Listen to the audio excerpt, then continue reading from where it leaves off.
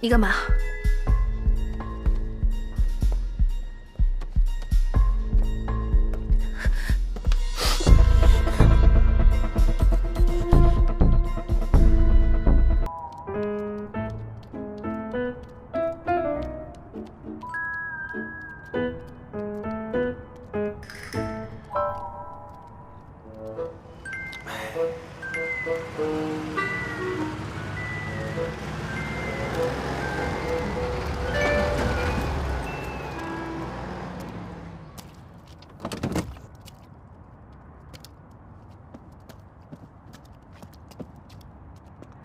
连个黄毛丫头都看不住，你丢不丢人呢？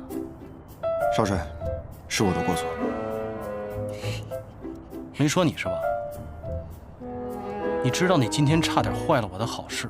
哥，你别生气了。你看，今天你给我一个眼神，我立马明白你什么意思了。咱们俩配合的天衣无缝。谭四，这几天他不能出学校。是。哎，哥，不是，哎哥，哥。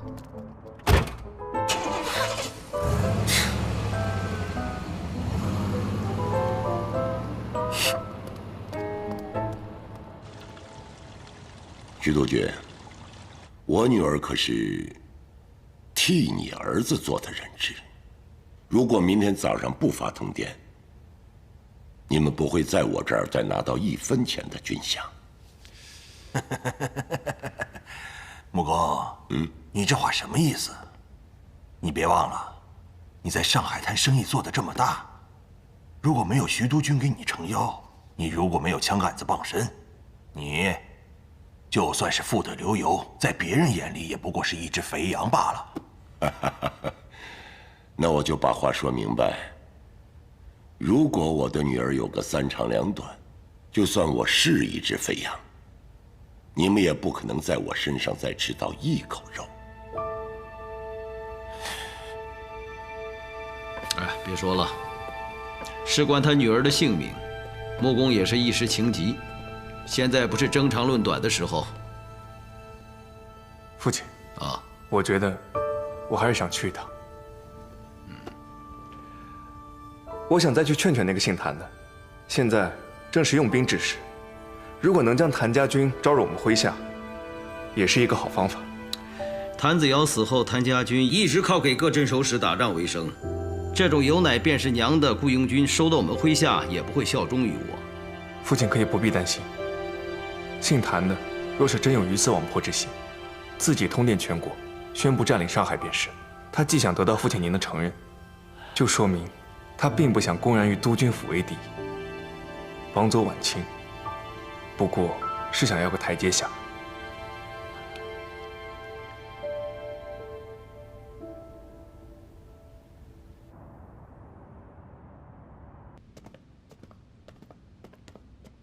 少帅，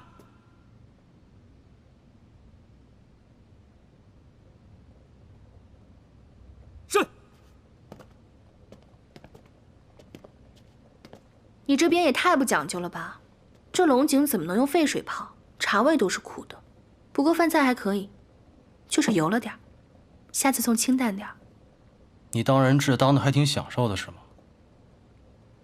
既来之则安之，你也不敢把我怎么样。不敢把你怎么样。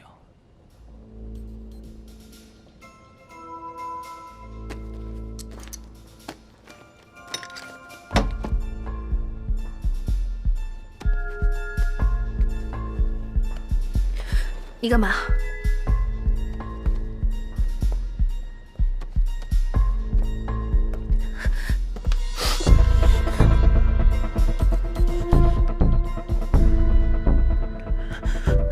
你把我妈妈的骨灰还给我。那就要看看你的准公爹徐伯钧什么时候下通电了。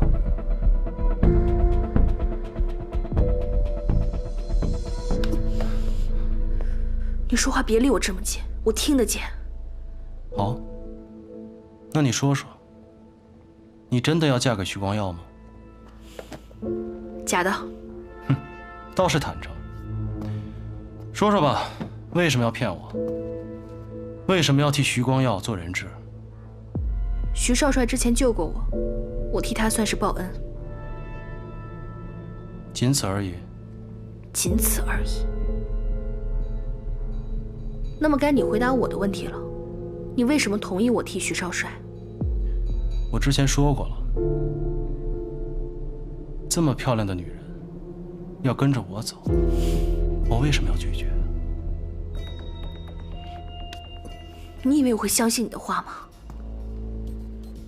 那你说的我就会信吗？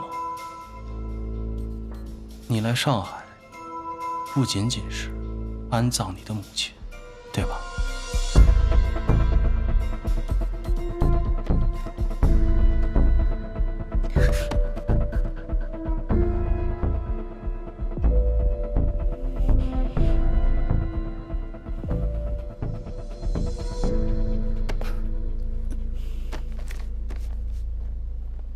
我抽空拜读了一下，其实你才是穆家真正的大小姐。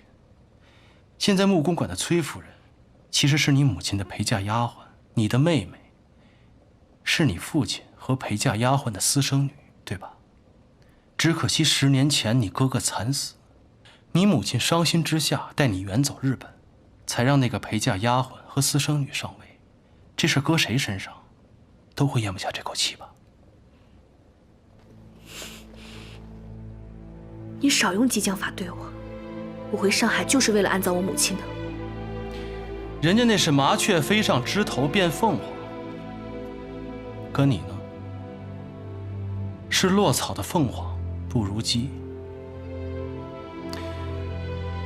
你这种寄人篱下的日子该怎么过，我都替你发愁啊。我劝你还是好好担心你自己吧。如果徐督军不发通电，我看你怎么办。夫妻一场，你都自身难保了，还担心我？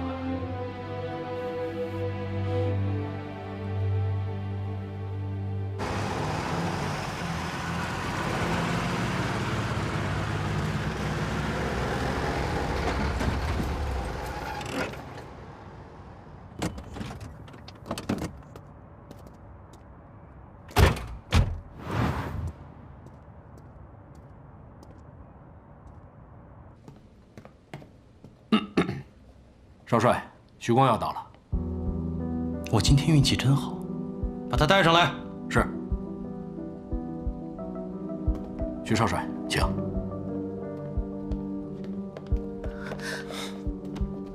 婉清，没事。徐少帅，不知道你这次带来的是好消息还是坏消息啊？是好消息还是坏消息，就看谭少帅怎么选了。哦，听你这话的意思是要跟我谈判了？我要和你单独谈谈。谈拢了，自然是好；谈不拢，你大可绑了我，去要挟我父帅。光耀哥，